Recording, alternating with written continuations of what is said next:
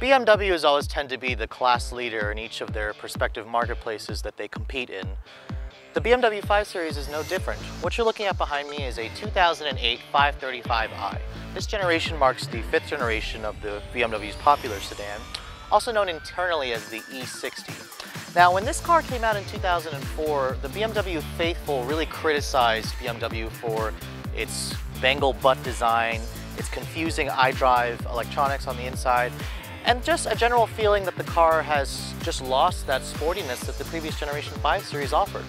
So is it all true? Well, let's find out.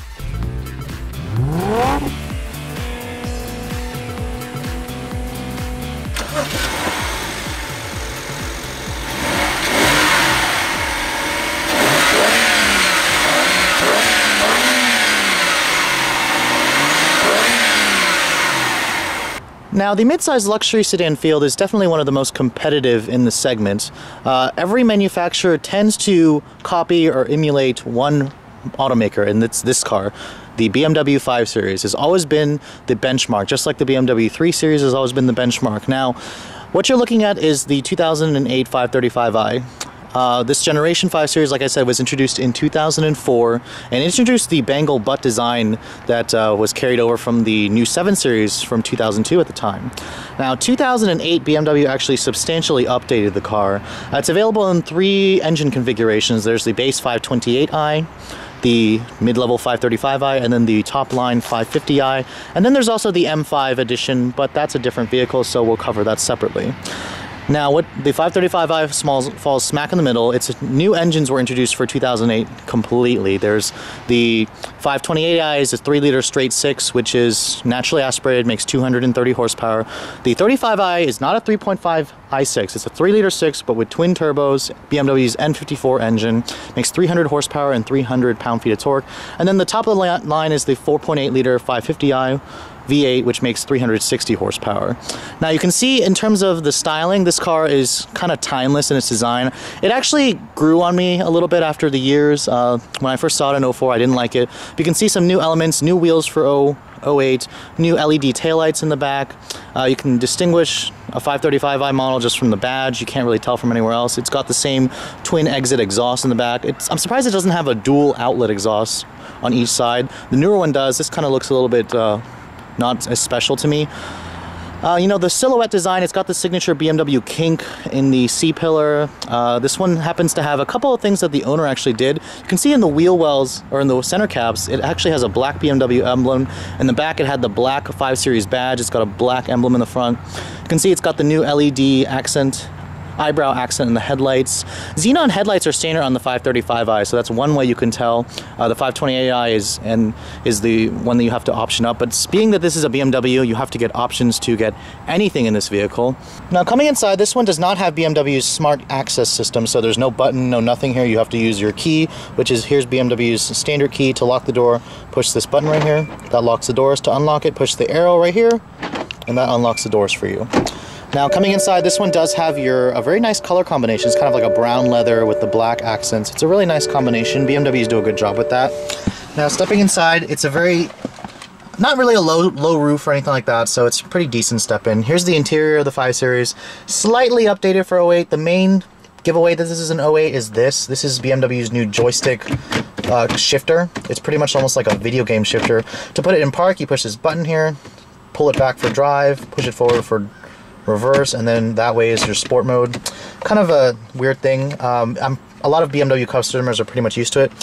There is push button start in the vehicle, but it's not smart key access, so you have to insert the key in there and then put your foot on the brake and push the button.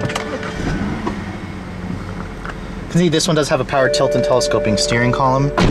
The windows are automatic up down for all 4. It's kind of expected. This is a BMW, for Christ's sakes. The interior in here is kind of a little bit snug feeling for me. The dashboard is very close. You kind of get a feeling of, you know, the hood's right there. I mean, this is kind of the feeling that BMWs all give you. They just give you a very, you know, strong sense of the road. And the materials in here, of course, are top notch. You got soft touch plastics here.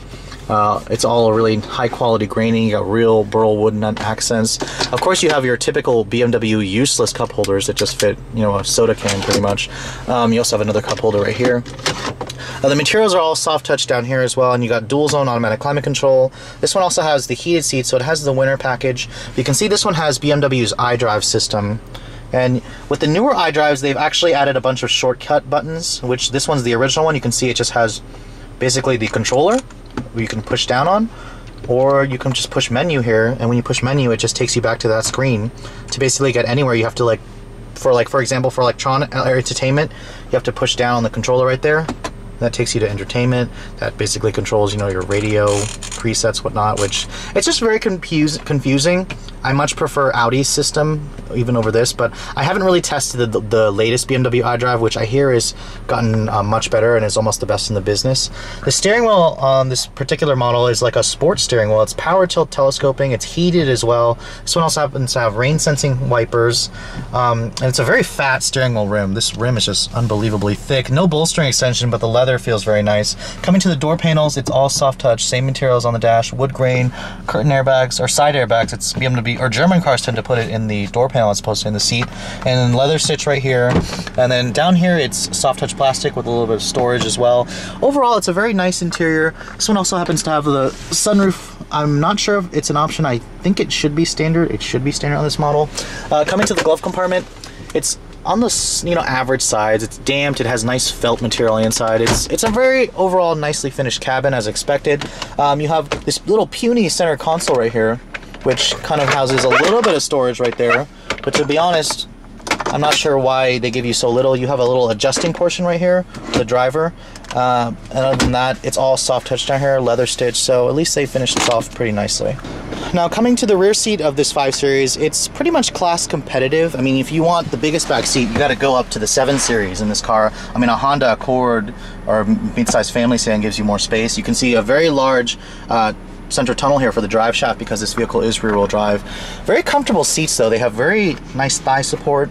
You have an armrest right here, which folds down. You can see here it's got some cup holders right there, some storage right here.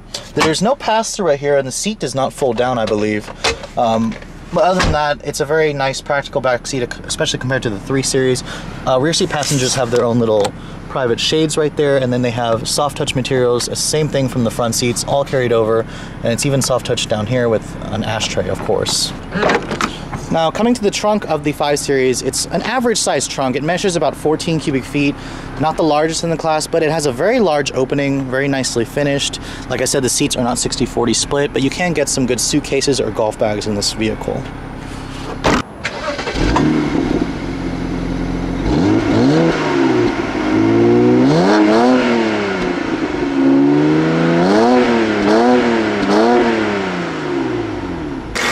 And then, of course, under the long hood, you'll find a long engine. This is BMW's longitudinal 3-liter corporate twin-turbo straight 6. It's an inline-6 engine. It's not a V6, so please don't call it a V6. It's an i6. Here are the numbers: 300 horsepower and 300 foot-pounds of torque. This is a new engine. It was first introduced in the 3 Series back in 2007. They finally gave it to the 5 Series in 08.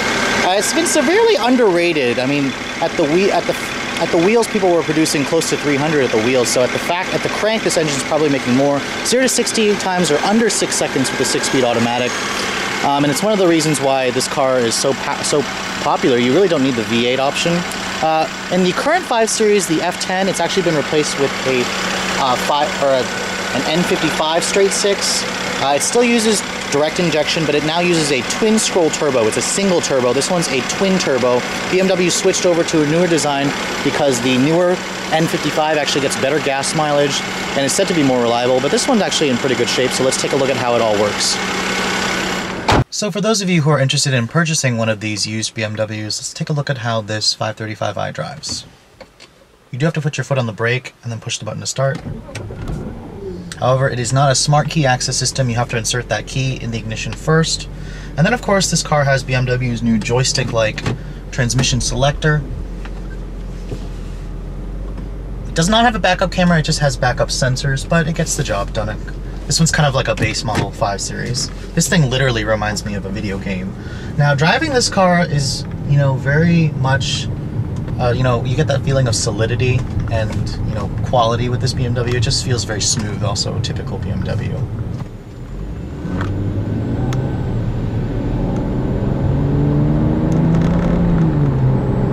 Now the 535i has BMW's twin-turbo 3-liter straight six, and it's a really perfect match for this car. BMW's tuned it to kind of feel like a small V8, and it almost feels like that. It's got plenty of mid-range torque. You don't really have to rev the nuts out of this car to get it to go. And on typical BMW, the ride quality is kind of like the sublime compromise between, you know, good handling and good ride comfort. It's also very quiet in here. Even though this one's a 2008, it's got 72,000 miles on it, it's a really quiet engine, and I'm just really impressed with how quiet it is. Now, the 5 Series has a pretty loyal following, and you know, when this generation came out, the 5th generation, known as the E60, came out in 2004, it really had that horrible Chris Bangle butt design language, which it grew over the years, and this 2008 model looks a lot better since that's when they freshened it. But in terms of, you know, how the car drives, it's still very sporty. You know, this car is a mid-size sedan, but the steering is very responsive. It has plenty of feedback. It just inspires confidence. I don't want to say it kind of feels like a four-door sports car, but I mean, it's a sporty sedan. Definitely a sporty sedan. The engine has, you know, the guts of it. I would love to still test drive this car with the V8 engine, but you know, with the twin-turbo 6, you don't really need the V8. You can definitely just go with the V6 and this twin-turbo i6, and it's just enough power for you. The current F10 5 Series, though, is definitely my favorite. I love the styling direction that BMW's gone with. The fuel economy is impressive. It's just a really good-looking vehicle. Something that this one, in my eyes, doesn't really look as good. Now, the turning radius of this vehicle is actually surprisingly tight.